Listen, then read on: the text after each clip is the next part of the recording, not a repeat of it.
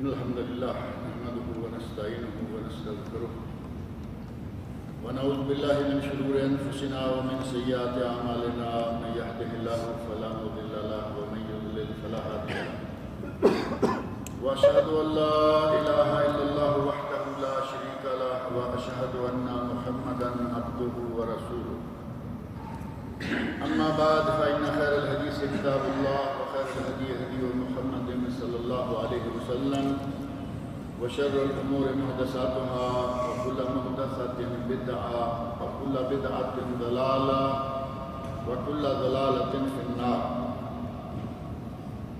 رب اشرح لي صدري ويسر لي أمري واحلل عقدة من لساني يفقهوا قولي. رب أعوذ بك من همزات الشياطين وأعوذ بك رب أن يحضرون. أعوذ بالله السميع العليم من الشيطان الرجيم. يا أيها الذين آمنوا لا يسخر قوم من قوم عسى أن يكونوا خيرا منهم ولا نساء من نساء عسى أن يكن خيرا منهن ولا تلمزوا أنفسكم ولا تنابزوا بالألقاب بئس الاسم الفسوق بعد الإيمان ومن لم يتب فأولئك هم الظالمون. یہ سورۃ الحجرات کی آیت نمبر 11 ہے جو میں نے آپ کے سامنے ابھی تلاوت کی ہے، اور اس سورت کو بعض اہل علم نے سورۃ الآداب کہا ہے. اس سورت میں اتنے آداب بیان کیے گئے ہیں کہ جیسے سورۃ الانفال، اسی کا نام سورۃ الجہاد بھی ہے، سورہ محمد صلی اللہ علیہ وسلم کو بھی یہ نام دیا گیا. بعض اوصاف اور بعض مخصوص احکام کی وجہ سے بعض صورتوں کو قل هو اللہ احد کو سورۃ التوحید بھی کہا گیا. اسی طرح اس سورۃ الحجرات کو سورہ آداب، اور اس میں کتنے آداب ہیں اس کا اندازہ آپ اسی سے کر سکتے ہیں کہ سورت کا آغاز اللہ رب العزت نے آداب الہی سے کیا. اللہ رب العزت کی نسبت کن آداب کا خیال رکھنا ضروری ہے. وہ خالق و مالک ہے، پوری کائنات پر اس کا حکم چلتا ہے، اور اگر کوئی یہ چاہے کہ میں اللہ سے آگے بڑھوں،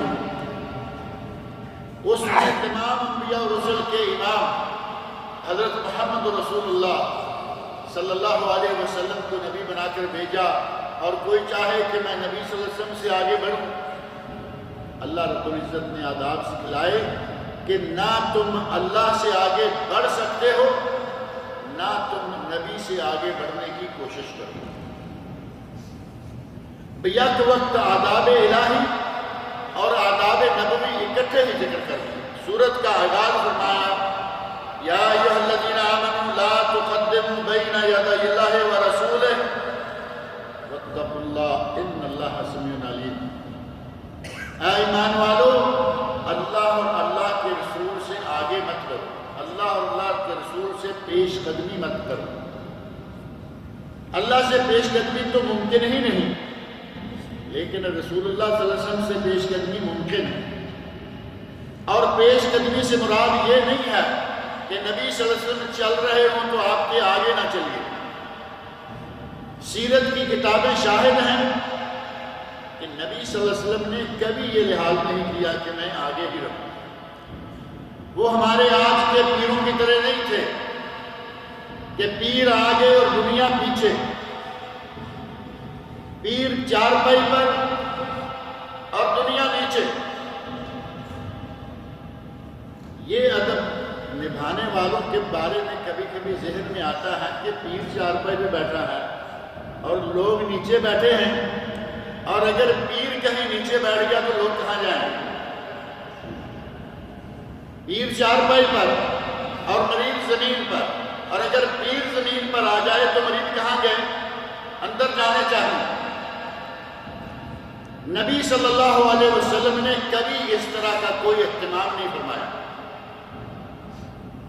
آپ جب سفر میں ہوتے کبھی آگے، کبھی پیچھے، کبھی درمیان میں، کبھی دائیں کبھی بائیں، کوئی لحاظ نہیں۔ آپ کی مجلس مبارک اتنی عظیم ہوتی تھی کہ باہر سے آنے والے کو یہ معلوم نہیں ہوتا تھا کہ ابن نبی کون ہے۔ ایسے واقعات ملتے ہیں باقاعدہ کہ باہر سے آنے والے نے آ کے پوچھا کہ تم میں سے محمد کون ہے صلی اللہ علیہ وسلم۔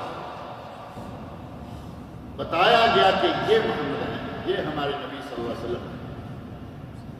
تو پھر اللہ کے نبی سے آگے بڑھنے سے مراد کیا ہوگا؟ اللہ کے نبی سے پیش قدمی کرنے کا معنی یہ ہے کہ اللہ کے نبی جہاں رکے وہاں آدمی نہ رکے۔ اللہ کے نبی نے ایک کام کرنے سے منع کیا، آدمی کرے۔ اور نبی صلی اللہ علیہ وسلم نے دن میں 5 نمازیں فرض قرار دی، کوئی 6 کرے 7 کرے۔ نبی اکرم صلی اللہ علیہ وسلم نے ایک عبادت کا انداز مقرر کیا، آدمی اپنی طرف سے دم چھلا لگا لے۔ یہ ہے نبی سے آگے بڑھنا۔ آداب الہی، اللہ سے آگے کوئی نہ بڑھ ہی کوئی نہیں سکتا، اور آداب نبوی کہ رسول اللہ صلی اللہ علیہ وسلم سے آگے پیش قدمی کوئی نہ کرے۔ اور آگے نبی صلی اللہ علیہ وسلم کا ایک ادب یہ بھی بیان فرمایا، یا ایھا الذین آمنوا لا ترفعوا اصواتکم فوق صوت النبی۔ اے ایمان والو، نبی کی زبان سے، نبی کی آواز سے اپنی آواز بلند مت کرو۔ نبی اکرم صلی اللہ علیہ وسلم مجلس میں موجود ہیں، آپ کی آواز سے کسی کی آواز زیادہ نہیں ہونی چاہیے۔ ایک صحابی کی قدرتی آواز زیادہ، بعض لوگوں کی عادت بولے بالکل نارمل تو آواز ماشاءاللہ بڑی، اللہ نے گلا پھیپھڑا بڑا دیا ہوا ہوتا ہے، ان کی آواز فطرتاً زیادہ تھی۔ یہ آیت نازل ہوئی تو ان کے لیے مشکل بن گئی، رونا شروع کر دیا، گھر میں بیٹھ گئے کہ مجھے تو نبی کی مجلس نصیب نہیں ہوگی، میں بولوں تو میری آواز بڑھ جاتی۔ نبی اکرم صلی اللہ علیہ وسلم نے دیکھا کہ وہ ہمارے صحابی نظر نہیں آ رہے، پیغام بھیجا، کہا یا رسول اللہ میں ہلاک ہو جاؤں گا۔ فرمایا کہ اللہ رب العزت نے تمہارے لیے نہیں،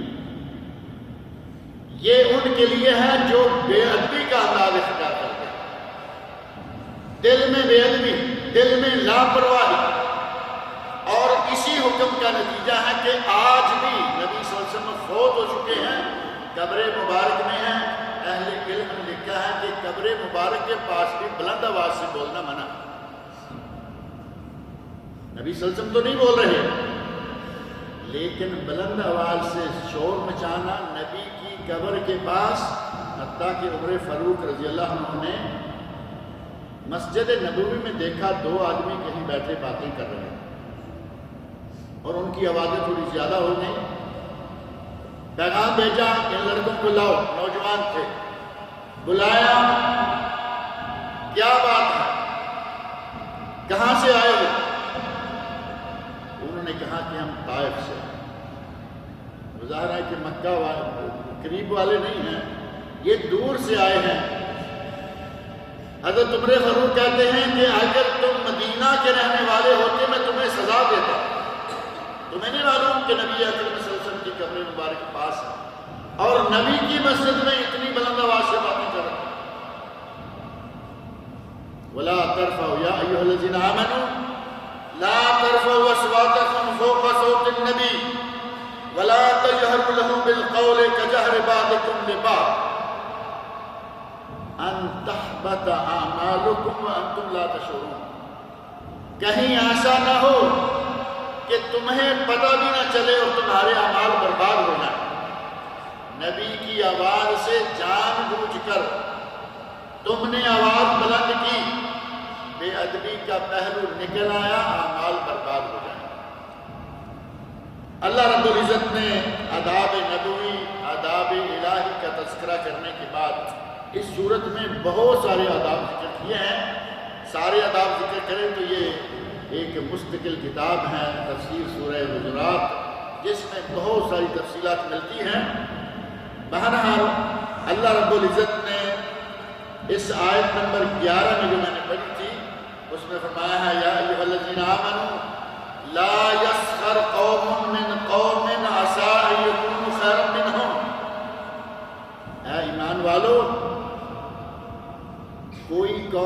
کسی دوسری قوم کا مذاق نہ اڑائیں۔ ہمارے یہاں مشہور ہے نا، تھوڑے پیسے زیادہ ہیں غریبوں کا مذاق اڑانا، تھوڑا منصب بڑا ہے غریبوں کا مذاق اڑانا، اور بعض دفعہ ایسا ہے کہ کچھ بھی نہیں، ایسے ہی شیطان نے دماغ میں پتہ نہیں کیا ماری ہوئی ہوتی ہے، ہر کسی کا چلتے پھرتے مذاق اڑاتے چلے جائیں گے۔ وَلَا نِسَاءٌ مِّن نِسَاءٍ عَسَىٰ أَن يَكُنَّ خَيْرًا مِّنْهُنَّ، اور عورتیں عورتوں کا مذاق نہ اڑائیں۔ مردوں میں بھی بیماری ہے، عورتوں میں بھی ہے، ایک دوسرے کا مذاق اڑائے چلے جائیں گے، ایک دوسرے کا نام رکھ کے چلے جائیں گے، نئے سے نیا نام، عجیب و غریب نام، کسی کو ایسا نام دیں گے کہ وہ اللہ کی ذات کی طرف گستاخی جاتی ہے۔ آدمی لمبا ہو تو اس میں اس کا اپنا کوئی قصور ہے؟ قد لمبا ہے، اس کا کوئی قصور ہے؟ اللہ رب العزت نے اسے لمبا قد دیا، وہ لمبا ہے، اب اس کو لمبو، قد چھوٹا ہے اس کو ٹنگو، رنگ کالا ہے اس کو کالو، ایسے لوگ موجود ہیں ہمارے، ان کے پکے نام ساری عمر ہی کالو بن گئے۔ ایسا اس کا مذاق اڑایا گیا کہ نام ہی بدل کے رکھ دیا، کالو ہے تو کالو ہی ساری عمر کالو چل رہا ہے۔ اللہ نے فرمایا وَلَا تَلْمِزُوا أَنفُسَكُمْ وَلَا تَنَابَزُوا بِالْأَلْقَابِ، اے لوگو ایک دوسرے کو عیب نہ دو اور نہ دوسرے کے القاب برے برے نام رکھو، لمبو ٹنگو کالو یہ وہ، یہ ساری کی ساری بے ادبی ہے، اور یہ بے ادبی اللہ کے حضور بھی جاتی ہے، کیونکہ خالق و مالک تو وہ ہے۔ اس کی مخلوق پر اعتراض کریں گے کہ یہ کالا کیوں ہے، یہ زیادہ گورا کیوں ہے، یہ زیادہ لمبا کیوں ہے، یہ چھوٹا کیوں ہے، اللہ رب العزت کی مخلوق میں آپ نے عیب چینی کی، یہ اللہ رب العزت کی گستاخی ہوگی۔ بئس الاسم الفسوق بعد الایمان، فرمایا کہ ایمان لا چکنے کے بعد یہ فسق ہے، یہ گناہ کبیرہ ہے، اور یہ بہت ہی برا گناہ ہے۔ بئس الاسم الفسوق، ایماندار آدمی مومن ہو جائے، مسلمان ہو جائے، اور پھر فاسقوں والے کام کرے، بہت ہی بری بات ہے۔ وَمَن لَّمْ يَتُبْ فَأُولَٰئِكَ هُمُ الظَّالِمُونَ، اور جو گناہ کر کے توبہ نہ کرے وہ ظالم ہے۔ یا ایھا الذین آمنوا اجتنبوا کثیرا من الظن ان بعض الظن اثم، اے ایمان والو ایک دوسرے کے بارے میں بد ظنی نہ کرتے رہا کرو، اور یہ مرض بھی آپ دیکھتے ہیں ہمارے یہاں بہت ہے۔ اللہ رب العزت ہمیں آداب زندگی، آداب معاشرہ، اگر ان آداب کا ہم خیال رکھیں، ایسے یہ دو چار کو ہی آپ ذہن میں رکھ لیں، ان آداب کا خیال رکھیں تو یقیناً ایک دوسرے کے ساتھ تعلق اچھا ہوگا، پیار و محبت جنم لیں گے، نفرتیں کم ہو جائیں گی، ایک دوسرے کا احترام کر رہے ہیں، ایک دوسرے کی عزت کر رہے ہیں، ایک دوسرے کو اچھے نام سے بلا رہے ہیں، یقیناً معاشرہ خوشگوار ہو جائے گا۔ آداب معاشرہ، آداب زندگی، ایک دوسرے کے بارے میں بد ظنی نہ رکھا کرو۔ ایسے ہی کسی کو کہیں سے آتے دیکھ لیا اور اس طرف کوئی غلط جگہ ہے، جہاں سے یہ آ رہا ہے ادھر کوئی غلط جگہ ہے، میں ایک مثال دے دیتا ہوں کہ ادھر ایک ہمارے قریب ایک شہر ہے، اس شہر میں بہت سارے غلط کام ہوتے ہیں۔ شہر سمجھ میں آتا ہے یا نہیں؟ یہ ہمارے قریب ہی ہے، تھوڑا سا سمندر پار کر کے جانا پڑتا ہے۔ اس شہر میں بہت برائیاں ہیں، شراب نوشی، زناکاری، بدماشی کا بہت بڑا بڑا اڈا ہے، لیکن وہاں سے جو آدمی واپس آئے پل پہ دیکھا کہ یہ آدمی وہاں سے آ رہا ہے، داڑھی رکھی ہوئی ہے، یہ وہاں سے آیا ہے، بدزنی ہو گئی یا نہیں؟ بڑے حاجی نمازی بنے پھرتے ہیں۔ میں نے کل کاذبے سے گزرتے ہوئے دیکھا، بھائی کاذبے کے پار کوئی ہر آدمی گناہ کرنے کے لیے تو نہیں جاتا، کبھی تو کسی کے بارے میں حسن ظن بھی رکھا کریں کہ شاید کسی اچھے کام کیا ہو۔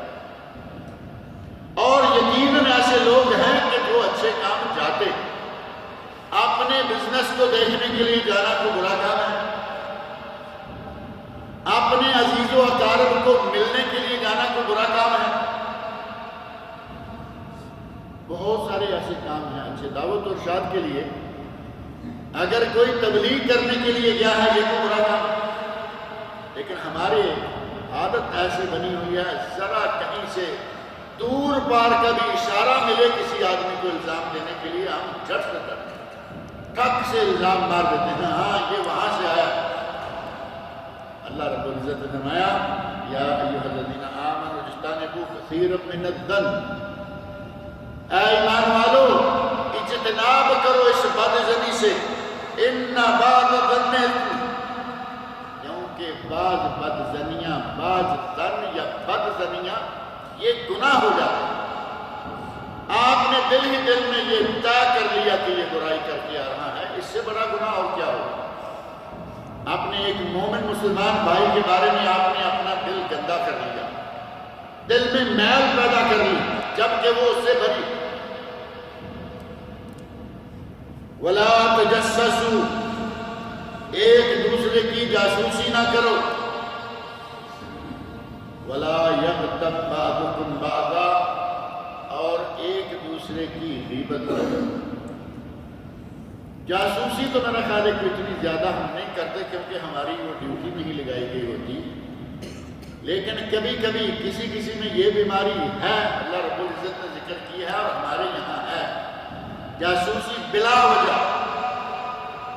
ایک آدمی کو تو مان لیا کہ جاسوس ہونے کی ڈیوٹی دی گئی ہے، وہ جاسوسی کر رہا، اور کچھ لوگ ہیں وہ اللہ واسطے ہی یہ کام کیے جاتے ہیں، فی سبیل اللہ، بلا وجہ ادھر کی سن گن لی ادھر پہنچا دی، یہ جاسوسی بھی ہے اور یہ ساتھ ہی غیبت بھی ہے۔ اور غیبت کا ہمارے یہاں اتنا رواج ہے کہ کوئی مجلس، کم و بیش مجلس جائے گی جس میں غیبت نہ ہو، بلکہ یہ وہ بے لذت گناہ ہے۔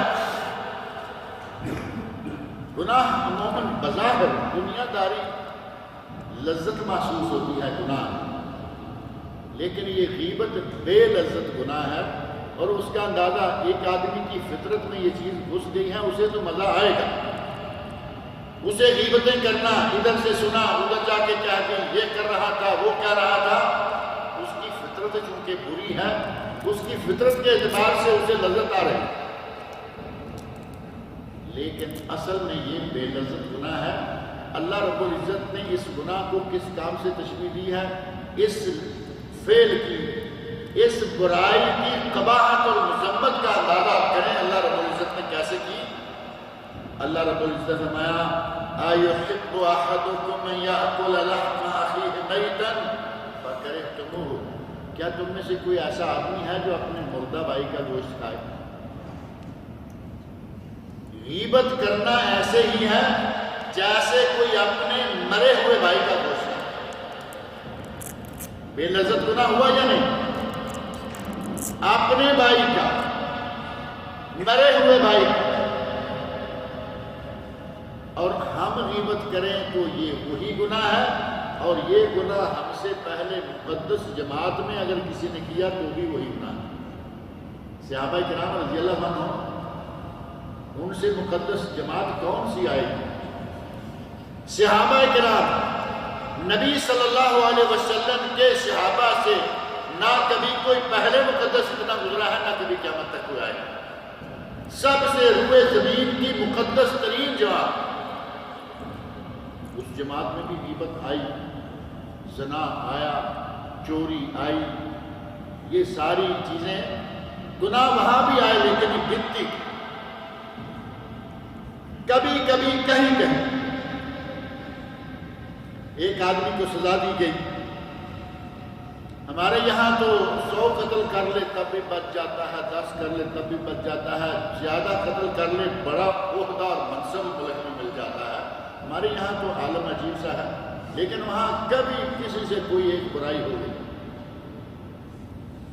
آدمی نے گناہ کیا، آپ اس مقدس جماعت کے لوگوں کا کردار دیکھیں کتنا عظیم ہے.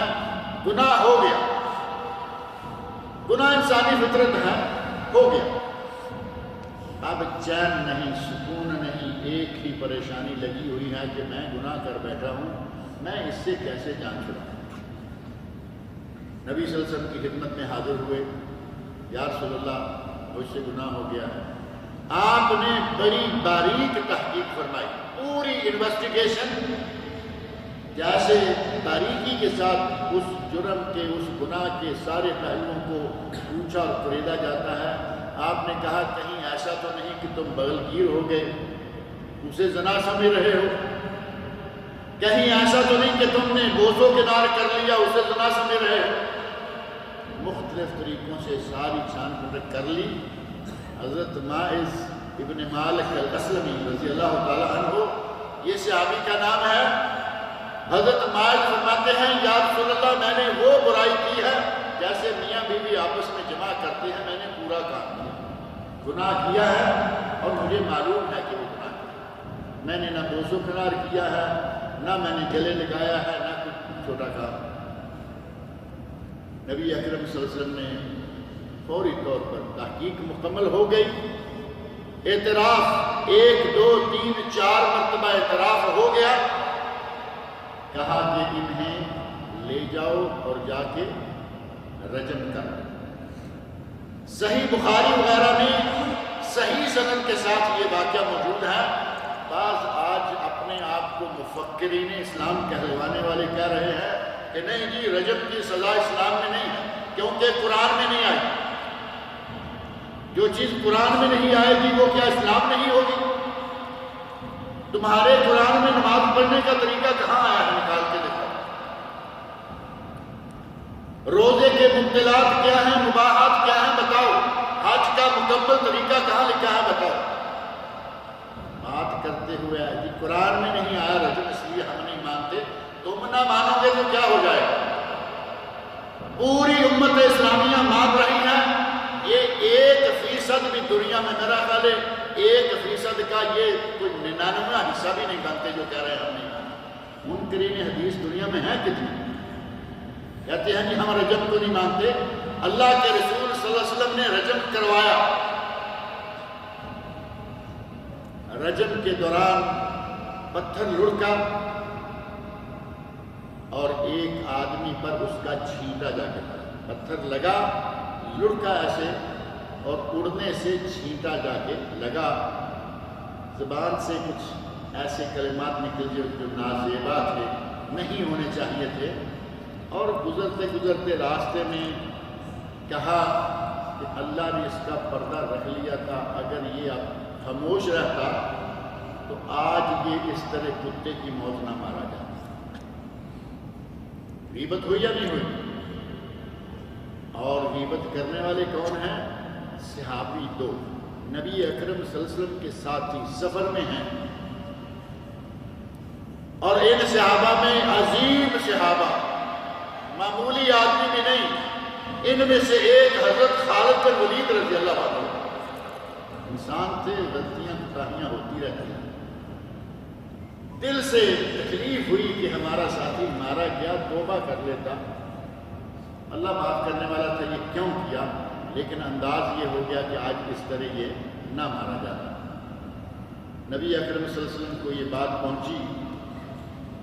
خاموشی سے چلتے گئے. تھوڑا آگے جا کر ایک جگہ گدھا مرا ہوا ہے، میت ہے، مرا ہوا گدھا ہے اور پھول چکا ہے، یعنی بدبو پھوٹ رہی ہے. آپ نے فرمایا کہ فلاں فلاں 2 آدمیوں کو لاؤ. لائے گئے، سامنے اشارہ کیا اور کہا کہ اس میت کا، اس مردار کا گوشت کھاؤ. کہتے ہیں یا رسول اللہ آپ کیا کہہ رہے ہیں؟ تو فرمایا تم نے وہ کام کیا ہے جو اس میت کا گوشت کھانے سے بھی گندا ہے، اس سے بھی برا کام ہے. اللہ رب العزت نے أَيُحِبُّ أَحَدُكُمْ أَن يَأْكُلَ لَحْمَ أَخِيهِ مَيْتًا فَكَرِهْتُمُوهُ. اللہ نے تو کہا ہے اپنے مردہ بھائی کا گوشت کھاؤ. تم مردہ بھائی کا گوشت نہیں یہ کھاؤ. اتنا برا یہ فعل ہے، لیکن ہماری کوئی خالی نہیں جاتی، مولوی بیٹھا ایک دوسرے کی غیبت کر رہا ہے، تاجر بیٹھا غیبت کر رہا ہے، کس کا نام لینا ہے؟ مولوی تاجر تک رہنے دیتے ہیں، باقی لوگ ناراض ہو جائیں گے۔ خواتین کی مجلس خالی کوئی نہیں جاتی، 1 2 3 4 10 آدھا گھنٹہ بیٹھیں گی، 10 20 تو سمجھیں کہ حساب کتاب لے لیا، کہیں بھی بیٹھے، یہ گناہ بے لذت۔ اور صحابہ کرام رضی اللہ عنہم سے اب یہ بھی ذہن میں رکھ لیں کہ غیبت ہے کیا۔ صحابہ کرام سے نبی اکرم صلی اللہ علیہ وسلم نے پوچھا اتدرون ما الغیبہ، جانتے ہو کہ غیبت کیا ہے؟ صحابی کہتے ہیں اللہ و رسولہ عالم، اللہ رسول بہتر جانتے۔ تو نبی اکرم صلی اللہ علیہ وسلم نے فرمایا ذکرک اخاک بما یکرہ، تمہارا اپنے بھائی کے بارے میں وہ بات کرنا جو اسے ناپسند ہو۔ کوئی بات تمہارے بھائی کو، یعنی اس کے خلاف کچھ نہ کچھ کرنا، وہ بھائی کو کیسے پسند ہوگا؟ اب صحابی کہتے ہیں، ایک صحابی نے صاف طور پر کہہ دیا یا رسول اللہ، جو بات ہم ذکر کر رہے ہیں اگر وہ بات اس میں پائی جائے تو پھر کیا ہے؟ یعنی ہم اگر جھوٹ موٹ اس پہ لگائیں تو پھر تو ٹھیک ہے، غلط ہو گیا، غیبت پوری ہو گئی۔ اگر وہ برائی اس میں موجود ہے تو آپ نے فرمایا اگر اس میں وہ برائی موجود ہے اور تم اس کی پیٹھ پیچھے کر رہے ہو تب تو یہ غیبت ہے۔ وَإِن لَّمْ يَكُنْ فِيهِ فَقَدْ بَهَتَّهُ، اگر اس میں یہ برائی ہوگی ہی نہیں اور تم یہ بات کرو گے تو پھر غیبت نہیں، پھر تو بہتان ہو جائے گا، پھر بہتان ہو جائے گا، تہمت ہو جائے گی جس کی سزا 80 کوڑے، اور صرف 80 کوڑے پہ آ کے بات ختم نہیں ہو جاتی، 80 کوڑے مارے جائیں گے اور اس آدمی کی عمر پر گواہی نامقبول ہو جائے گی۔ شریعت کی نظر میں یہ کہیں گواہی نہیں دے سکتے، یہ ہے غیبت۔ اور اس غیبت کا دنیا میں نبی اکرم صلی اللہ علیہ وسلم نے یہ حال بتایا کہ کوئی اپنے مردہ بھائی کا گوشت کھائے، آخرت میں یہ غیبت کہاں تک لے جائے گی، اس کا اندازہ آپ ایک حدیث سے لگا سکتے ہیں۔ نبی اکرم صلی اللہ علیہ وسلم نے عموماً اپنے خطابات میں، اپنے دروس میں، اپنے واعظ میں یہ انداز بکثرت پسند فرمایا کہ آپ سوال کرتے تھے اپنے صحابہ سے، جیسے یہ کہا اتدرون ما الغیبہ، کیا جانتے ہو کہ غیبت کیا ہے؟ اسی طرح ہی ایک سوال آپ نے یہ کیا تھا اتدرون من المفلس، جانتے ہو کہ میری امت میں سے غریب فقیر مفلس کون ہے، نادار کون ہے؟ یہ سوال آسان تھا، صحابہ کرام نے جھٹ سے کہہ دیا یا رسول اللہ من لا درہم لہ ولا دینار۔ ظاہری بات تھی کہ ہمیں تو وہی لگتا ہے کہ جس کے پاس درہم و دینار نہ ہوگا وہ غریب ہے، وہ مفلس ہے۔ نبی نے فرمایا لا، وہ مفلس نہیں، المفلس من امتی یوم القیامہ، میری امت میں سے قیامت کے دن مفلس وہ آدمی ہوگا،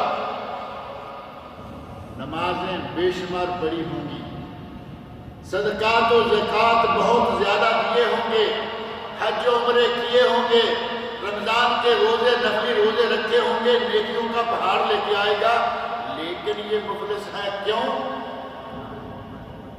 قد شتم ھذا، اسے گالی دی ہوگی، ضرب ھذا، اس کو مارا ہوگا، قذف ھذا، اس پر تہمت لگائی ہوگی، تہمت بہتان، قد سفک دم ھذا، اس کا خون بہایا ہوگا۔ نبی اکرم صلی اللہ علیہ وسلم نے ان مختلف گناہوں کا ذکر کر کے فرمایا اب اس کی پہاڑ کی نیکیاں جو ہیں وہ ان لوگوں کو دی جائیں گی، جس کو گالی دی، جس کو برا بھلا کہا، جس کو مارا، جس کی غیبت کی، جس پر تہمت لگائی، جس کا خون بہایا، ان کو دیتے جائیں گے، کیونکہ وہ انصاف کی جگہ ہے۔ وہاں تو سینگ والی بکری نے بغیر سینگ والی بکری کو مارا ہوگا، اللہ اس کا بھی وہاں حساب دلائے۔ یہ واقعہ معروف ہے یا نہیں؟ ایک سینگ والی بکری نے دنیا میں بغیر سینگ والی بکری کو سینگ مارا، محشر کے میدان میں انہیں اللہ لائے گا اور ان کا بدلہ چکوائے گا۔ انصاف اس حد تک ہوگا، لیکن گایوں بکریوں کے لیے جنت جہنم نہیں ہے، ان کا معاملہ یہی ہوگا، ختم ہو جائے گا، تم ترابا مٹی ہو جاؤ، ختم ہو جائے گی۔ اور قرآن کریم کے 30ویں سپارے میں اللہ رب العزت نے ظالموں گناہ گاروں کے بارے میں فرمایا ہے، یقولو یا لیتنی کنت ترابا۔ یہ 30ویں سپارے کی پہلی سورۃ النبا کے الفاظ ہیں، یا لیتنی کنت ترابا۔ دیکھے گا کہ بکریوں کا آپس میں حساب ہوا، مٹی کا حکم دے دیا گیا، کہے گا یا اللہ کاش آج میں بھی مٹی ہو جاتا، مجھے آگے نہ جانا پڑتا، کیونکہ اسے سوچ گئی ہے کہ قبر میں کیا حال رہا، حشر میں اب ہمارا کیا حال ہے اور آگے کیا ہونے والا ہے۔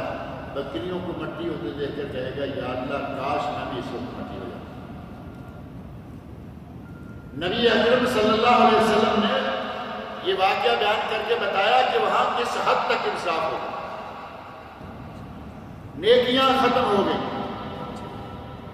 اب اللہ رب العزت حکم دیں گے کہ اس کے گناہوں کو، جس پر ظلم ہوا ہے، اس کے گناہوں کو اس کے عوض اس کے پلڑے میں ڈالتے جاؤ۔ اب وہ نیکیوں کا ڈھیر لے کے محشر کے میدان میں آنے والا، برائیوں کا ڈھیر اس کے کھاتے میں جمع ہو جائے گا۔ نیکیاں ختم اور برائیاں جمع ہو گئیں، اور پھر اللہ حکم دے گا کہ اسے جہنم میں پھینک۔ اللہ رب العزت ہمیں محفوظ رکھے۔ فرمایا یہ ہے مخلص، آیا تھا نیکیوں کا ڈھیر لے کر، لیکن برائیوں کا ڈھیر اپنے سر پہ لاد کے جہنم میں ڈال دیا گیا۔ اگر سورۃ الحجرات کو ایک مرتبہ آپ تھوڑا سا پڑھ لیں، اتنی لمبی نہیں ہے، چھوٹی سی سورت ہے، صرف 18 آیات میں۔ کوشش کریں اگر ٹائم ملے آج کل کسی وقت ایک مرتبہ ترجمے کے ساتھ اس کو پڑھیں، دیکھیں کہ اللہ رب العزت نے اس میں کتنے آداب ذکر کیے ہیں، اور ہماری زندگی اگر ان صرف آداب کو، قرآن کریم کا ہر لفظ بڑا قیمتی ہے، لیکن اگر صرف ان 18 آیتوں کو ہم اپنے سامنے رکھا کریں، انشاءاللہ معاشرہ بھی خوبصورت ہو جائے گا، ہماری زندگی، ہمارے اعمال بھی سدھر جائیں گے، اور باذن ہی تعالیٰ ہمیں دنیا میں بھی عزت ملے گی، آخرت کے اللہ ہمیں جنت عطا فرمائے گا۔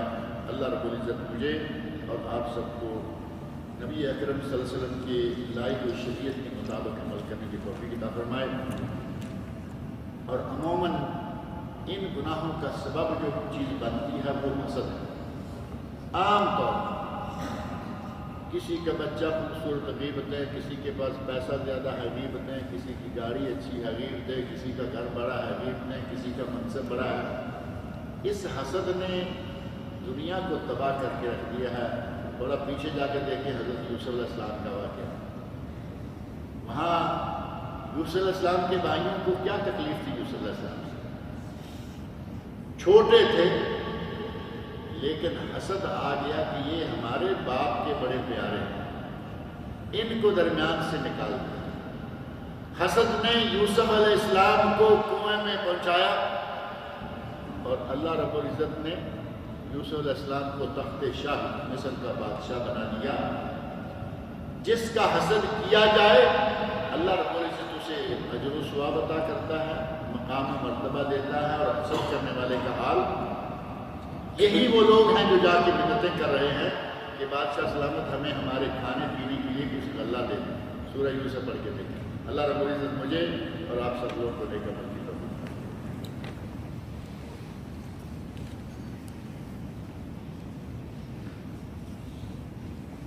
ناصر اقبال صاحب نے لکھا ہے کہ ہماری بہن بے نظیر فاطمہ بیمار ہیں اور سیریس کنڈیشن میں ہیں، دعا کریں کہ اللہ رب العزت اسے شفائے کاملہ عطا فرمائے۔ اسی طرح اور بھی کوئی بیمار ہیں، اللہ رب العزت تمام بیماروں کو شفائے کاملہ عطا فرمائے۔ جنت میں لوگ نبی اکرم صلی اللہ علیہ وسلم سے ملاقات کر پائیں گے، چاہے وہ جنت میں بہت نچلے درجے میں ہی کیوں نہ ہو، کس مقام پر یہ ملاقات ہو سکے گی۔ ایک صحابی کہتے ہیں کہ یا رسول اللہ، مجھے بال بچے میں بیٹھے ہوئے بھی آپ کی یاد ستانے لگتی ہے تو میں بھاگ کے آ جاتا ہوں مسجد میں، ادھر ادھر آپ کو دیکھ لیتا ہوں، مجھے سکون آ جاتا ہے۔ آپ اندازہ کریں کہ اس جماعت سے کون سی جماعت ملے گی؟ اپنے بال بچوں میں بیٹھا نبی صلی اللہ علیہ وسلم کے چہرے مبارک کو دیکھنا اتنا یاد آ رہا ہے، بال بچوں سے اٹھ کے وہاں جانا۔ کہا یا رسول اللہ مجھے جنت میں آپ کی مرافقت چاہیے، یعنی مجھے اور کچھ نہیں چاہیے، جنت میں مرافقت چاہیے۔ تو آپ نے فرمایا فَأَعِنِّي بِكَثْرَةِ السُّجُودِ، اگر جنت میں میری مرافقت چاہیے تو زیادہ نوافل پڑھا کرو، میں اللہ سے تمہارے لیے شفاعت کروں گا اور تمہیں جنت میں ہماری مرافقت مل جائے گی، یعنی اکٹھے رہنا مل جائے گا۔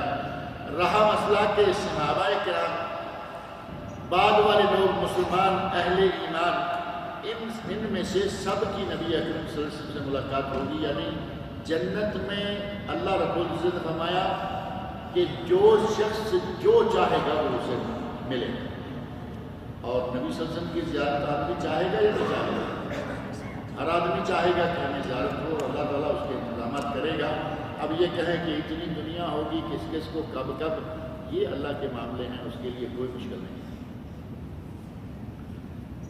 ہماری مسجد میں پچھلے سال عید کی تکبیرات اسپیکر پر پڑھنے سے منع کر دیا گیا تھا، کیا ایسا کرنا درست ہے؟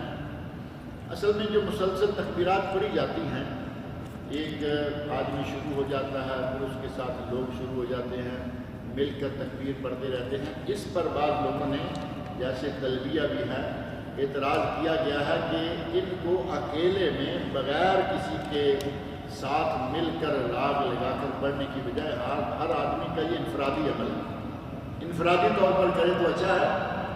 حالانکہ صحابہ کرام رضی اللہ عنہ سے ایسے واقعات ملتے ہیں، حضرت ابو ہریرہ رضی اللہ عنہ، حضرت عمر فاروق رضی اللہ عنہ ایام تشریق میں باہر نکل جاتے ٹینٹ سے اور تکبیریں کہنا شروع کر دیتے، اور ان کی تکبیروں سے لوگ تکبیریں کہنے لگتے، پورے کا پورا مینار تکبیروں سے گونج اٹھتا۔ یہ واقعات موجود ہیں، لیکن مسجد والوں نے اب یہ کیا کیا، کیوں کیا، یہ تو ہم نہیں کہہ سکتے کہ مسجد کون سی چیز ہے۔ بہرحال وہی ایک بات ہوگی جس میں کہا گیا کہ تلبیہ جو ہے، تلبیہ اجتماعی طور پر نہیں کہنا چاہیے بلکہ انفرادی عمل ہے، اور یہی معاملہ جو ہے ہو سکتا ہے کہ اسپیکر میں کہنے سے روک دیا گیا ہو۔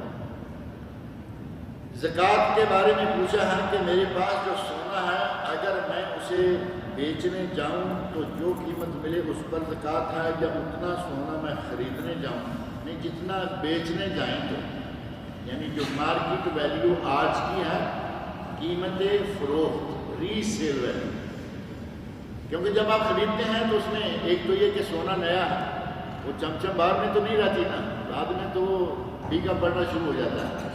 دوسرا یہ ہے کہ اس میں سے کوئی دانہ کہیں سے گر گیا، اس کا وزن کم ہو گیا۔ تیسرا یہ کہ جس وقت وہ بیچتے ہیں اس میں لیبر چارج بھی ہوتا ہے۔ اس سونے کو بنانے پر ہمارے کاریگر یا مشین کا اتنا وقت لگا، مشین ہو کاریگر ہو تو وہ سروس چارج بھی ہو گیا یا لیبر چارج ہو گیا اور قیمت ہوگی۔ جب بیچنے جائیں گے تو وہ اس وقت پر اس کو ایسا کرتے ہیں کہ کہیں گے جی اگر یہ بڑا خوبصورت ہے تمہارے لیے ہوگا، وہ ایسے کریں گے۔ ان کا مطلب کہ ہمارے لیے اب صرف سونا ہے، اس میں جو کچھ اور بھی ہے بنایا شکل یہ وہ لیبر چارج وہ کچھ نہیں ملے گا۔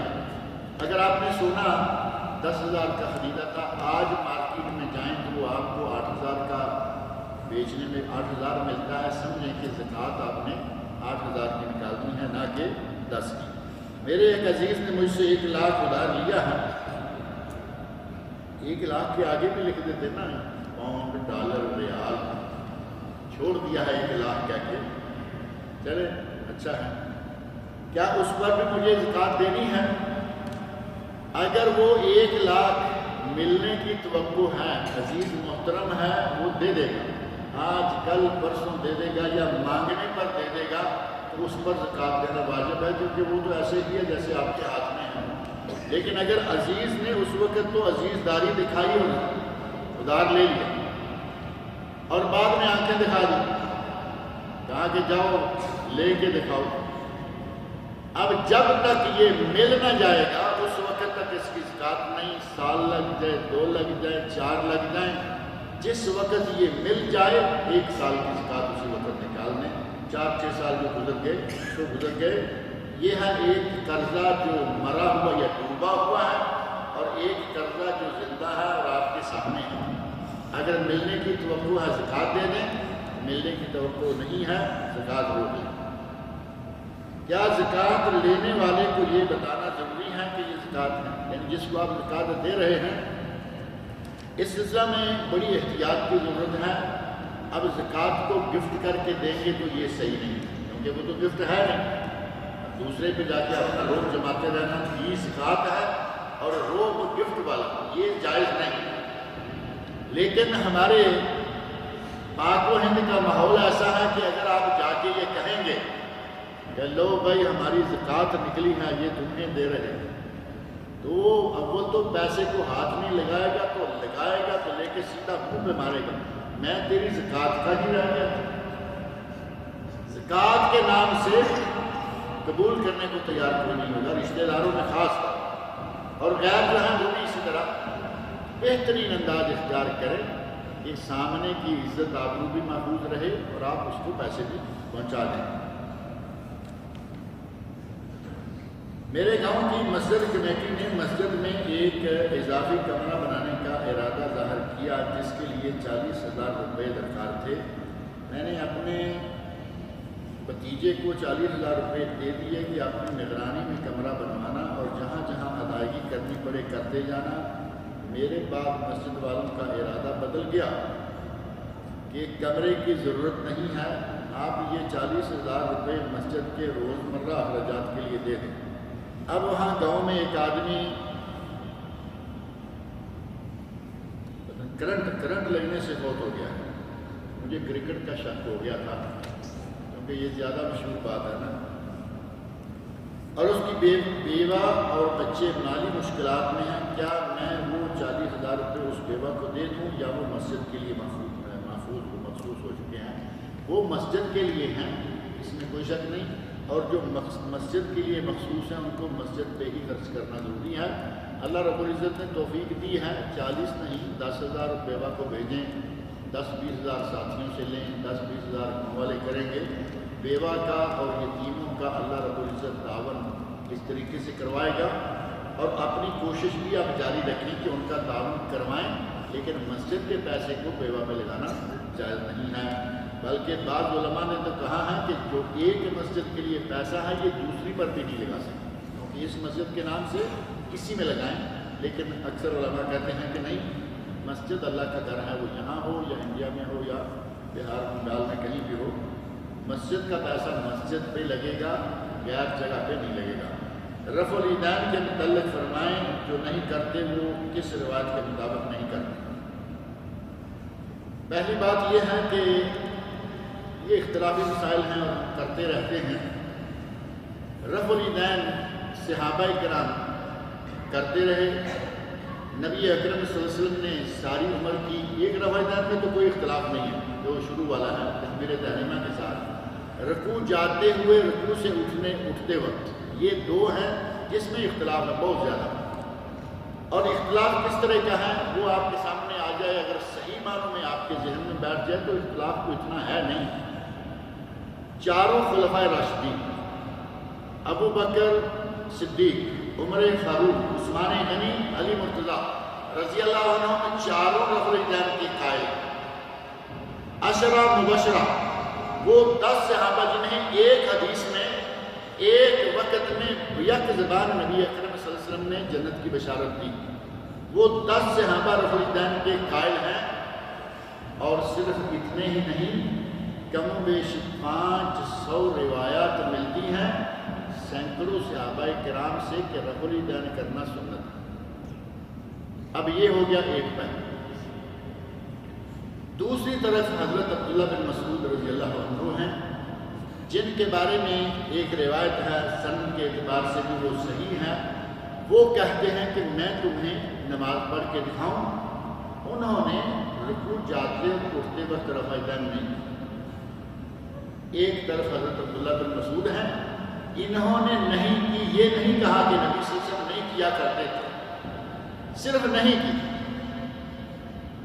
اور چونکہ ہماری طبیعت اس کے مطابق زیادہ بیٹھتی ہے، ہم نے حضرت عبداللہ بن مسعود کی اس روایت کو لے لیا، چاروں خلفاء راشدین کو چھوڑ دیا، 10 عشرہ مبشرہ کو چھوڑ دیا، 50 سے زیادہ صحابہ کرام کی 500 روایت کو چھوڑ دیا، کہا کہ نہیں ہمارے یہاں یہ سٹ بیٹھتی ہے، رفع دین کریں گے تو لوگ وہابی کہیں۔ اس ڈر سے ایک صحیح ثابتہ سنت کو ہم چھوڑیں، جبکہ کوئی منسوخ والی روایت ایسی نہیں ہے کہ کوئی کہے کہ رفع دین خلفاء راشدین، آپ اندازہ کریں 4 وہ عظیم المرتبت انسان کہ جن کے مقابلے کا صحابہ میں کوئی، عشرہ مبشرہ دنیا میں چلتے پھرتے جنتی، وہ سارے کہہ رہے ہیں کہ رفع دین کرنی چاہیے، نبی صلی اللہ علیہ وسلم کرتے رہے، اور 50 سے زیادہ صحابہ کرام کے اسماء گرامی ملتے ہیں۔ لیکن ایسی ضد ہے کہ نہیں جی حضرت ابن مسعود نے نہیں کی تھی۔ حضرت ابن مسعود رضی اللہ عنہ وہ علی الراس والعین صحابی ہیں، عظیم صحابی ہیں، علماء صحابہ میں سے ہیں، لیکن آخر ایک صحابی ہیں، نبی تو نہیں ہے کہ ان سے غلطی نہیں ہو سکتی۔ اور اگر ڈر آتا ہے وہ چونکہ بہت عظیم المرتبت لوگ تھے، کہیں کسی کے ذہن میں گستاخی کا پہلو نہ آ جائے، حضرت ابن مسعود رضی اللہ عنہ سے کچھ کوتاہیاں ہو گئیں، غلطیاں ہو گئیں، بھول چوک ہو گئی، ان میں اگر اس کو شامل کر لیں تو کیا ہے؟ حضرت ابن مسعود رضی اللہ عنہ کہتے تھے کہ اگر 3 نمازی ہوں تو درمیان میں امام کھڑا ہو جائے اور دائیں بائیں 2 نمازی کھڑے ہو جائیں۔ کیا یہ صحیح ہے؟ پوری امت نے اسے اختیار نہیں کیا۔ حضرت ابن مسعود کہا کرتے تھے کہ رکوع میں جائیں تو ایسے انگلیوں میں انگلیاں ڈال کر دونوں ہاتھوں کو اپنے گھٹنوں کے سینٹر میں رکھ لیں۔ ایسا کوئی کر رہا ہے؟ آج کل کوئی کرتا ہے ایسا؟ حضرت ابن مسعود سے یہ ثابت ہے۔ اور حضرت ابن مسعود کہا کرتے تھے کہ یہ قرآن کریم کی آخری 2 صورتیں، قل اعوذ برب الفلق، قل اعوذ برب الناس، یہ قرآن نہیں بلکہ دم ہے۔ پوری امت میں سے کوئی نہیں مان رہا، سارے کہتے ہیں یہ قرآن ہے۔ 2 صورتیں قرآن ہیں یا نہیں؟ سورہ فلق اور سورہ ناس۔ حضرت ابن مسعود رضی اللہ عنہ کے مصحف میں یہ دونوں نہیں تھے، وہ کہتے تھے کہ یہ دم ہے جو نبی صلی اللہ علیہ وسلم کو جادو کے موقع پر کیا گیا۔ حضرت ابن مسعود رضی اللہ عنہ عظیم صحابی، لیکن کوتاہی کا امکان صحابی سے بھی ہوتا ہے۔ ایک طرف یہ ہیں، ایک طرف خلفاء راشدین، عشرہ مبشرہ، 50 صحابہ، 500 روایات، نہ کریں وہ آپ کی مرضی، لیکن یہ دلیل جاندار نہیں۔ وتر پڑھنے کا صحیح طریقہ فرمائیں۔ رات میں کتنی رکعت ہے؟ وتر کی اگر مکمل رکعتیں پڑھنی ہیں تو 11، کیونکہ تہجد، صلاۃ التہجد، صلاۃ التراویح، قیام اللیل، قیام رمضان، یہ سارے اسی ایک نماز کے نام ہیں جس کا نام صلاۃ الوتر بھی ہے۔ صلاۃ الوتر، صلاۃ التہجد، قیام اللیل، قیام رمضان۔ اب ان میں 11 رکعتیں نبی اکرم صلی اللہ علیہ وسلم کا معمولی مبارک تھا، اگر وقت کم رہ جائے 9 کر لیں، اور کم رہ گیا 7 کر لیں، اور کم رہ گیا 5 کر لیں، اور اگر صرف 3 ہی پڑھ سکتے ہیں تو کم از کم 3 تو پڑھ لیں جو عشاء کے بعد عموماً ہوتے ہیں۔ یہ ہیں رکعتیں، اور ان کو پڑھنے کا طریقہ کار جو مسنون ہے نبی اکرم صلی اللہ علیہ وسلم نے اختیار فرمایا، وہ 3 رکعتوں کو پڑھنے کے 3 طریقے مشہور ہیں، ان میں سے 2 کو حدیث کا تعاون حاصل ہے اور تیسری کو حاصل نہیں۔ لیکن عجیب اتفاق ہے کہ ہمارے پاکستان انڈیا میں وہی مروج ہے، جسے حدیث کا تعاون تائید حاصل نہیں، وہ ہے 2 رکعتیں پڑھ کے سلام پھیر دینا، 2 رکعتیں پڑھ کے اتحیات بیٹھ جانا، اور بغیر سلام پھیرے اٹھ جانا، جیسے مغرب کی نماز پڑھی جاتی ہے۔ اس طریقہ کی وتر کے بارے میں نبی صلی اللہ علیہ وسلم سے کوئی حدیث ثابت نہیں، بلکہ اس کے برعکس نبی صلی اللہ علیہ وسلم نے فرمایا کہ وتر کو مغرب کی نماز کے مشابہ نہ کرو، اور یہ مشابہت ہو گئی ہے۔ اس طریقہ کے برعکس نبی صلی اللہ علیہ وسلم کا ارشاد ہے، لیکن ہمارے یہاں چونکہ وہی بات جیسے پہلے کہتے ہیں کہ ہمارے امام کی طرف سے چونکہ یہ آیا ہے اس لیے یہی مانیں گے، چاروں خلفاء اپنی جگہ، اشرف بشرا اپنی جگہ، 50 صحابہ اپنی جگہ، ہمارے امام نے حضرت عبداللہ بن مسعود رضی اللہ عنہ کی بات مانی، ہم وہی مانیں گے۔ اسی طرح یہاں وہی معاملہ اس میں بھی ہے، ہمارے امام نے چونکہ اتحیات کے ساتھ دین رکھتے پڑھی بغیر سلام پھیرے، ہم وہی کریں گے، لیکن حدیث میں یہ طریقہ نہیں آیا، بلکہ وطر کو مغرب کے مشابہ کرنے سے نبی صلی اللہ علیہ وسلم نے منع کیا۔ 2 رکعتیں پڑھیں، اتحیات بیٹھے تو پھر سلام بھی پھیر دیں اور پھر اٹھ کر 1 رکعت پڑھیں۔ صحیح بخاری، صحیح مسلم، صحیح سند سے بہت ساری حدیث میں یہ طریقہ ثابت ہے۔ یا پھر 3 رکعتیں مسلسل پڑھتے جائیں، 1 پڑھی اٹھ جائیں، دوسری پڑھی اٹھ جائیں اور تیسری پڑھیں، اور دعائے قنوت رکوع سے پہلے یا رکوع کے بعد دونوں جگہ جائز ہیں۔ صحیح تر رکوع سے پہلے ہے لیکن رکوع کے بعد بھی جائز ہے، اور اب تیسری رکعت پڑھ کے اتحیات بیٹھ کے سلام پھیر دیں۔ یہ 3 طریقے ہیں جن میں سے 2 حدیث سے ثابت ہیں اور ایک ہمارے پاک و ہند کا عمل ہے۔ اللہ رب العزت ہمیں حدیث پر، نبی صلی اللہ علیہ وسلم کی سنت پر عمل کرنے کی توفیق دے۔